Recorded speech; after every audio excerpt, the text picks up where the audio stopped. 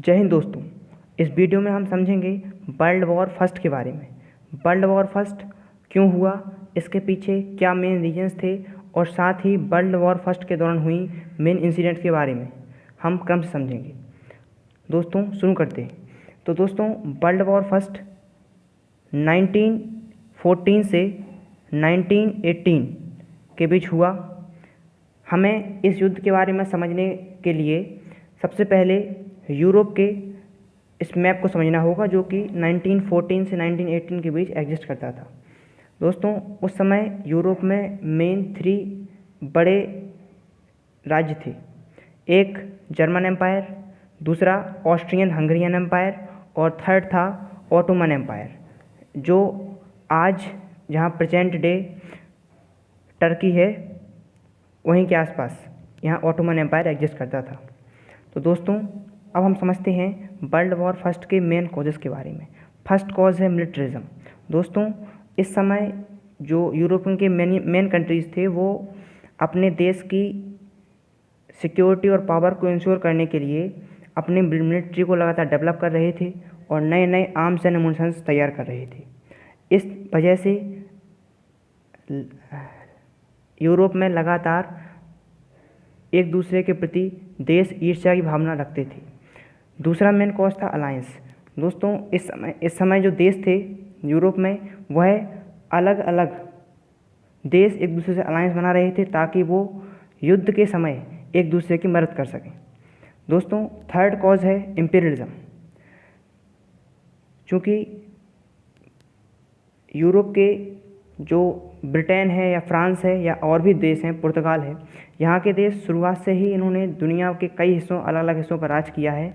तो दोस्तों world war first के पहले भी इन देशों ने यूरोप में अपनी बाउंड्रीज़ का लगातार विस्तार किया है। तो इस वजह से देशों के बीच यहाँ तनाव जारी था। और जो फोर्थ मेन कॉज है वो है नेशनलिज्म। दोस्तों 20वीं सेंचुरी की शुरुआत में यूरोप में एक विचारधारा काफ़ी हद तक बढ़ी। वह विचारधारा यह थी कि हर व्यक्ति अपने देश को सुप्रीम मानता था। वो समझते थे कि हम केवल युद्ध के माध्यम से ही अपने देश को महान बना सकते हैं और युद्ध ही उसका एकमात्र तरीका है। आइए दोस्तों अब हम समझते हैं कि वर्ल्ड वॉर फर्स्ट की शुरुआत कैसे हुई। दोस्तों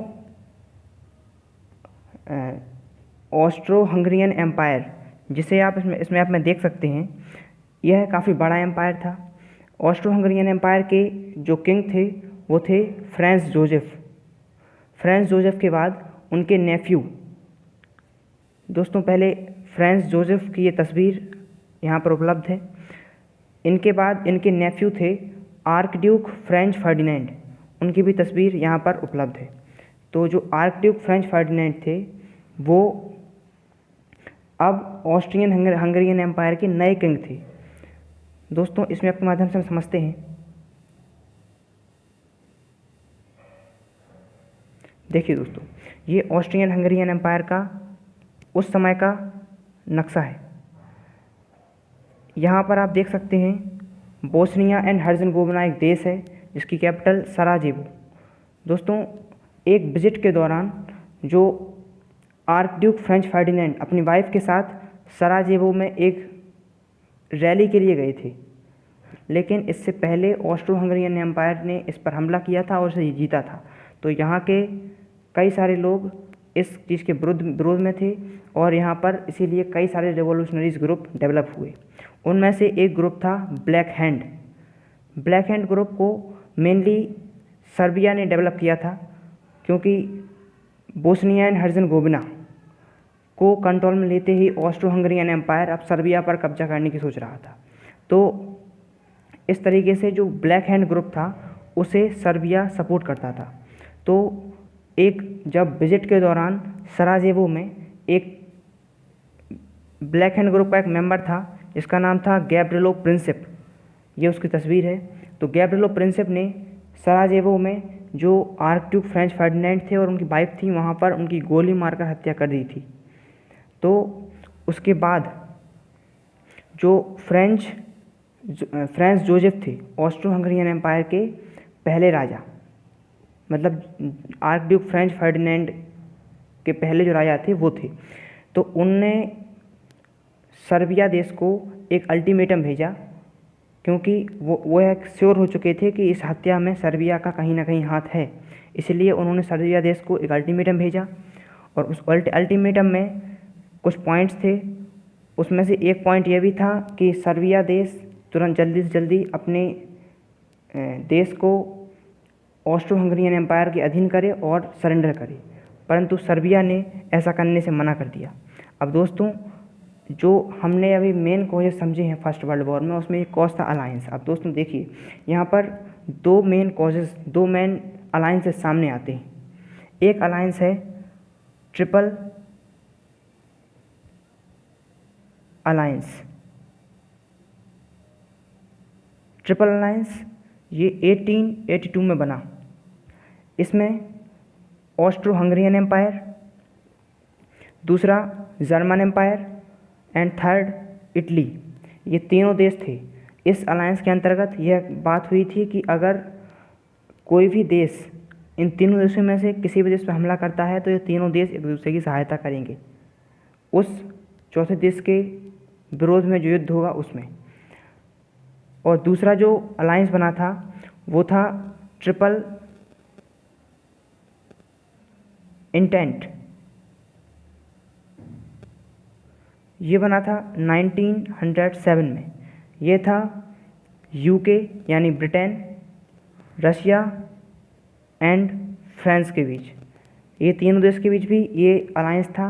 इसमें भी वही बात की गई थी कि अगर कोई भी जो चौथा देश इन तीनों में से किसी भी एक देश पर हमला करता है तो ये तीनों देश एक दूसरे की सहायता करेंगे। अब दोस्तों, जो ऑस्ट्रो हंगरियन एम्पायर ने जब 23 जुलाई 1914 को सर्बिया को अल्टीमेटम भेजा, परंतु सर्बिया ने उसे मानने से मना कर दिया। हंगरियन एम्पायर का जो अल्टीमेटम था उसे स्वीकार नहीं किया, तो ऑस्ट्रो हंगरियन एम्पायर ने सर्बिया पर हमला कर दिया। सर्बिया ने मदद के लिए रूस ने युद्ध में रसिया से मदद मांगी, और चूँकि सर्बिया में स्लेव पीपल रहते थे और रसिया में भी स्लेविक पीपल रहते हैं, इसीलिए रसिया उस मदद के लिए एग्री हो गया। और दोस्तों, जो कि अभी एक ट्रिपल अलायंस मैं बता चुका हूँ, ट्रिपल अलायंस जो हुआ था अभी 1882 में, उसमें German empire, Austro Hungarian empire और इटली थे। तो दोस्तों, जब रसिया इस युद्ध में आया तो हंगरियन एम्पायर ने इटली और जर्मनी से कहा कि मेरी मदद कीजिए, परंतु इटली यह दिलासा देकर हट गया इस युद्ध से कि उसमें जो अलायंस हुआ था उसमें यह बात की गई थी कि अगर कोई चौथा देश इन तीनों में से किसी भी देश पर हमला करता है तो Italy, Germany and Austro Hungarian empire उस पर हमला करेंगे, परंतु यहाँ तो ऑस्ट्रो हंगरियन एम्पायर स्वयं हमला कर रहा है। यह दिलासा देकर इटली इस युद्ध से हट गया और उसने मदद करने से मना कर दिया। अब जर्मनी ने ऑस्ट्रो हंगरियन एम्पायर की मदद की तो यह युद्ध थोड़ा और बढ़ गया, जिसमें एक तरफ अब जर्मनी और ऑस्ट्रो हंगरियन एम्पायर थे और दूसरी तरफ रसिया और सर्बिया थी। दोस्तों, अब जो सेकंड अलायंस बना था ट्रिपल इंटेंट, उसमें फ्रांस, रसिया एंड यूके थे। तो रसिया के आते ही फ्रांस भी इस युद्ध में आ गया। अब दोस्तों, आप यहाँ पर ज्योग्राफिकली समझिए कि ये जर्मनी है, यहाँ पर रसिया है और यहाँ पर फ्रांस है। तो यहाँ पर फ्रांस भी जर्मनी पर हमला कर रहा था और रसिया भी।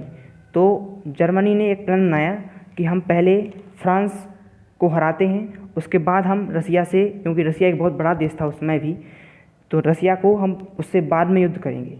वहाँ पर हम सिर्फ डिफेंसिव रहेंगे और यहाँ पर फ्रांस साइड है वहाँ पर ऑफेंसिव रहेंगे।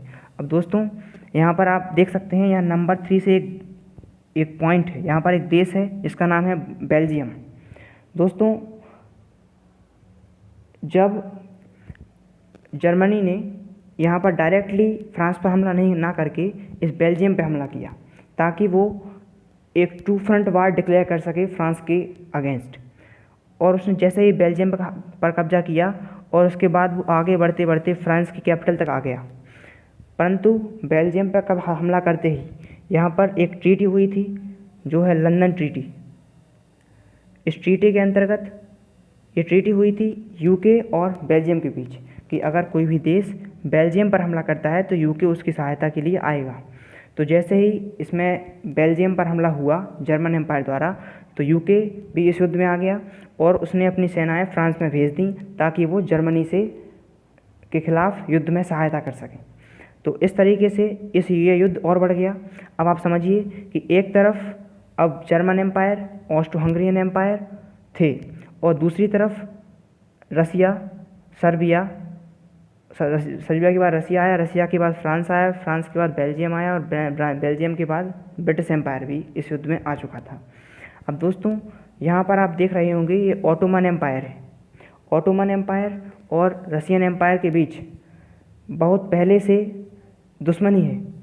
तो मौका देखकर ऑटोमन एम्पायर ने भी दोस्तों आप देखिए यहाँ पर ये ब्लैक सी है, ब्लैक सी के ऊपर ये साउदर्न पार्ट है रसिया का। तो मौका देखकर ऑटोमन एम्पायर ने भी रसियन एम्पायर के साउदर्न पार्ट पर हमला कर दिया। अब दोस्तों यह युद्ध और बड़ा हो चुका था, इसमें एक तरफ अब जर्मनी, ऑस्ट्रो हंगरियन एम्पायर और ऑटोमन एम्पायर थे और दूसरी तरफ बाकी सब देश, जिसमें सर्बिया, उसके बाद रसिया के बाद फ्रांस, बेल्जियम और यूके। अब ये युद्ध काफ़ी बड़ा हो चुका था। इसके बाद ही 1915 में इटली ने भी ये युद्ध ज्वाइन किया, परंतु किस तरफ से? जी हाँ दोस्तों, ये युद्ध उसने शुरू किया था ब्रिटेन की तरफ से। इटली ने यूके को ज्वाइन कर लिया था। मतलब इटली ने यहाँ पर जो 1882 में ट्रिपल अलायंस बना था उसको तोड़ दिया था और ऑस्ट्रो हंगरियन एम्पायर के खिलाफ एक युद्ध छिड़ दिया था। दोस्तों इसके बाद जब ब्रिटिश एम्पायर की युद्ध में हालत बिगड़ने लगी, अर्थात युद्ध वो हारने लगा, तो उसने अलग अलग देशों से, दोस्तों उस समय ब्रिटिश एम्पायर ने दुनिया के कई देशों पर उसका शासन चल रहा था, जैसे कि New Zealand, Australia, India, Canada, south Africa. तो यहाँ से अपनी आर्मी बुलाई जो कि नेवल रूट से यूके जा रही थी।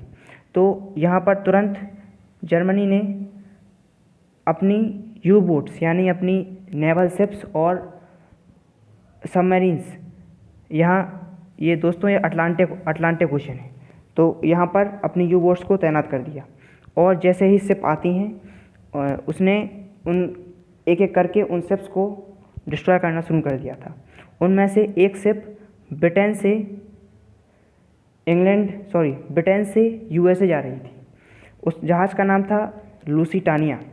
उसमें कुछ अमेरिकन पीपल भी थे। उस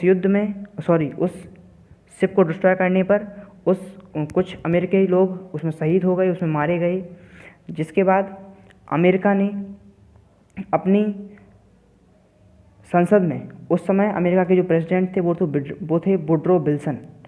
तो वुडरो विल्सन ने अपनी एक जो पार्लियामेंट थी उसमें एक बिल पारित किया कि हम इस युद्ध में अब एंट्री करेंगे, क्योंकि इसमें अब देखिए दोस्तों यूएस एट वॉर, ये उस समय के एक अखबार का एक कट है जो शिकागो डेली ट्रिब्यूट, इससे लिया गया है। तो विल्सन ने यूएस को अब युद्ध में उतार दिया था और कहा था अमेरिका इस युद्ध को इसलिए ज्वाइन कर रहा है ताकि वो वर्ल्ड लेवल पर पीस एंड सिक्योरिटी को इंश्योर कर सके। तो इस तरीके से अब यूएस ने भी युद्ध को ज्वाइन कर लिया था और वो भी अब इंग्लैंड की साइड ही था। दोस्तों आप इसमें फिर समझिए, ये ग्रेट ब्रिटेन है, ये फ्रांस है, ये रसियन एम्पायर है और दूसरी तरफ वो यूएसए। ये सभी देश मिलकर एक तरफ थे और दूसरी तरफ यहाँ इटली भी था और दूसरी तरफ थे जर्मनी, ऑस्ट्रो हंगरियन एम्पायर और ऑटोमन एम्पायर। तो दोस्तों अब ये युद्ध काफ़ी बड़ा हो चुका था। अब इसके बाद इसी समय देखिए दोस्तों, ये ट्रिपल इंटेंट और ट्रिपल अलायंस जिनकी हम बात पहले कर चुके हैं। इसके बाद फरवरी 1917 यहाँ पर फरवरी में रसिया में एक फरवरी रिवॉल्यूशन हुआ, जिसमें जो रूस के उस समय के किंग थे ज़ार निकोलस सेकंड, उन्हें डिथ्रोन कर दिया गया, उन्हें उनकी राजगद्दी छीन ली गई। और अक्टूबर रेवोल्यूशन जो हुआ रसिया में, उसमें जो लेनिन थे रसिया के, उन्होंने अपनी पार्टी बनाई। तो दोस्तों, इस युद्ध में अभी तक सबसे ज़्यादा जो नुकसान हुआ था इकोनॉमिकली हम कहें, या फिर सबसे ज़्यादा जो डेथ हुई थी सोल्जर्स की, वो रसिया की हुई थी। तो रसिया ने जैसे ही वहाँ पर लेनिन की पार्टी बनी, रसिया ने इस युद्ध से वो पीछे हट गया और उसने जर्मनी के साथ एक एग्रीमेंट कर लिया, और इसके साथ ही वह इस युद्ध से पीछे हट गया। ये उस एग्रीमेंट के दौरान कुछ फ़ोटोज़ हैं जो यहाँ पर उपलब्ध हैं। और दोस्तों, रसिया तो हट चुका था युद्ध से, तो ब्रिटेन, फ्रांस और जो बाकी देश थे, वो सभी देश, जर्मनी, ऑस्ट्रो हंगरियन एम्पायर और रसिया के हटने के बाद ऑटोमन एम्पायर भी इस युद्ध से हट चुका था। इन दोनों देशों पर, जर्मनी एम्पायर और ऑस्ट्रो हंगरियन एम्पायर पर जब हमला कर रहे थे, तो ये दोनों देश उस युद्ध को नहीं झेल सके और ऑस्ट्रो हंगरियन एम्पायर ने हाथ खड़े कर दिए। इसके बाद केवल जर्मनी बचा। जर्मनी भी जब इस युद्ध में हारने लगा, उसे बहुत ज़्यादा क्षति होने लगी। तो जो जर्मनी सेना कमांडर था, जिसका नाम था केसर विल्हेम सेकंड, वो हॉलैंड भाग गया। वहाँ के, हम यूँ कहें कि जर्मन के लोगों ने उसे भगा दिया हॉलैंड। और इसके बाद 11 नवंबर 1918 को जर्मनी ने भी सरेंडर कर दिया, और इस प्रकार से वर्ल्ड वॉर फर्स्ट का दी एंड हो गया। दोस्तों, ये उस समय के जो न्यूज़पेपर्स थे, इनका भी काफ़ी हद तक योगदान रहा है इस युद्ध में को शुरू करने में, क्योंकि इस समय जो न्यूज़पेपर्स थे वो एक दूसरे देशों के प्रति ईर्ष्या को व्यक्त करने का एक माध्यम थे। तो दोस्तों, ये न्यूयॉर्क टाइम्स में खिंची हुई एक छपा हुआ आर्टिकल है। इस युद्ध में, मतलब ये जब युद्ध ख़त्म हो गया तो उस समय का एक आर्टिकल है। अगर हम बात करें इस युद्ध की लॉस की, तो ओवरऑल हम बात करें तो 85,98,000 इतने सोल्जर्स इस युद्ध में मारे गए। इसके अलावा 77.5 लाख सोल्जर्स या तो बंदी बना लिए गए किसी दुश्मन देश के द्वारा, या फिर मिसिंग हो गए। और लगभग 1 करोड़ से ज़्यादा सिविलियन जो थे, उनकी मृत्यु हो गई ड्यूरिंग आर्टिलरी फायरिंग। और लगभग 2 करोड़ 10 लाख, दोस्तों 2 crore and 10 lakh around people इस युद्ध में इंजर्ड हुए। इस प्रकार से ये फर्स्ट वर्ल्ड वॉर की मेन इंसिडेंट्स थी।